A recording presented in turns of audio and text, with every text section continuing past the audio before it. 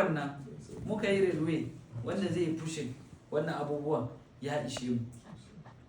Wannan ɗaya daga ciki kenan in brief. Sannan ina da shi a rubuce plan din including yadda za mu yi funding wannan project din, saboda it's a big project. Idan ka ce government su yi funding, it will be a problem.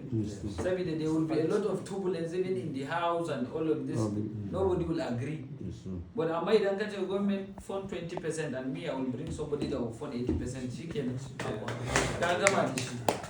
So wannan one of the projects kenan. Sannan akwai kuma project na refinery da nake so na kawo, saboda na je Kolmani da kaina na kalla aikin da yake tafiya wajen already in the next few years, saboda tun da riga akwai proven reserve of oil, commercial quantity, definitely za a gama wannan. Already sun gama trial well, sun gama second one, yanzu ana yin production well inda suke tono already.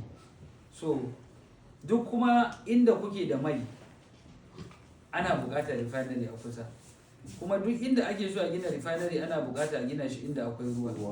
To mu ruwan kuma ta wajen mu. Idan har refinery Kaduna ana iya turo mai daga area Wori, which is about almost 700 kilometers down, that passing pipeline. From here to Kolmani is just like 200. So the pipeline will be a straight line, so it will be around 200 kilometers. So it's doable. Mu za mu yi pushing, mu kalle yadda za a yi ko private investors sai su kawo su establish a refinery, mu ce musu gari jiya nan zo ka yi refinery. A cikin wannan danyen man nan mun san product da yawa ake fitarwa, including fertilizer da muke amfani da shi da sauran abubuwa. So duka wa'annan project din da za mu kawo ko muke so mu yi ko guda biyun nan, duk wani biggest challenge namu da problem da muke facing musamman a state din nan da ma northern Nigeria gaba ɗaya is solved. Saboda idan ka duba biggest issue da muke having yanzu shine insecurity. Me yake kawo insecurity? Joblessness. Joblessness ne yake kawo insecurity, da kuma sauran yaran mu da ma lack of education. Me ne yake kawo lack of education ko kuma under education? Zamana yaro ya je ya gama secondary school ma bai iya komi ba. Ai problem din ma yanzu zai je gama secondary ma bai ma koyi komi ba. Saboda me, the education sector is underfunded. Me yasa education sector is underfunded? Babu kuɗi. So duk inda aka ce yau muna da irin wa'annan manyan project, they will have excess money to fund all of this. And then once you solve the economic problem, the security problem is solved. Saboda all the security problem da muke having in Nigeria, wala economic problem. Shine major, shine like 80% cause na insecurity issue da muke da shi. So ni kullum tunani na shine ta yaya za mu solving economic problem. Idan yau za ka kwana kana kawo soja suna kashe 'yan ta'addan nan, for life ba za su gane ba.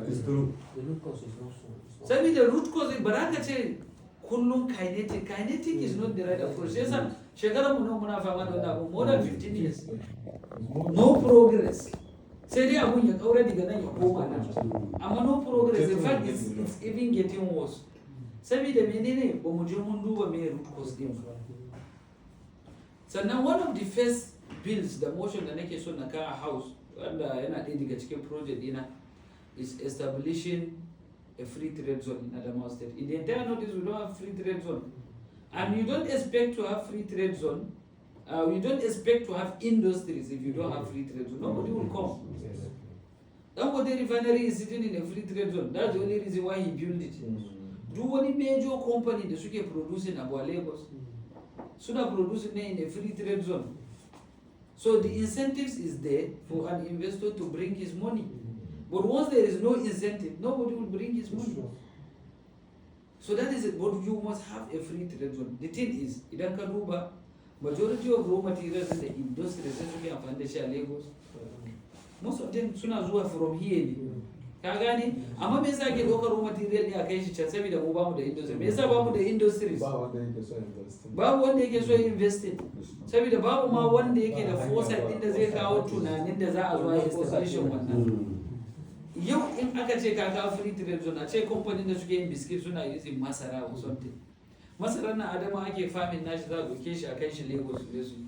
Kamfanin ka ce to ku zo ga free trade zone, mu ma mun samu, ku zo ku establishing.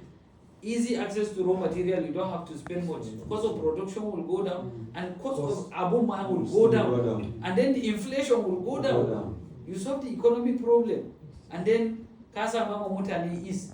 Sannan at the same time ka sama wa matasan mu aiki. Duk matasan mu, whether kana da degree or whether you did not even go to school, you will have something to do. Factory job does not require you to have an education at all. So kuma duk inda kai employee mutum ɗaya, kamar kai employee mutum 10 ne, saboda a wannan salary shi ma a lot of families are depending on that salary, no matter how little the salary is. So you cannot even quantify the amount of jobs that you will create once you are able to establish this kind of things. So irin wannan tunanin mu muke da shi. Long term plan is not something that I will do in 4 years. That's why I have it a 30-year plan for the state to establish all of these things, and these things are possible. These things are possible. These things are achievable. Abubuwa ne wanda za mu iya mu. Yau aka ce gashi muna da port, muna da refinery, muna da free trade zone. When the city ne za a ce biggest in Africa, I don't think there is any city that combine all of these things. So yes, so once muka zama zai zamana Adamawa is one of the cities that is being talked about, not only in Africa, even in the world. Yes. Kuma these are some things that are possible. These are some things that some people have done it. Idan ka duba Lee Kuan Yew has done that. Yayi. Kuma in his lifetime ya kalla yayi achieving nashi.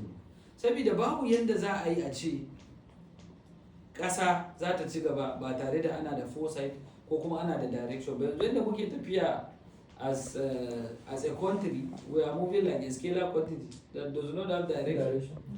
Like we are just moving. We don't have a destination, and once you don't have a destination, you are dead.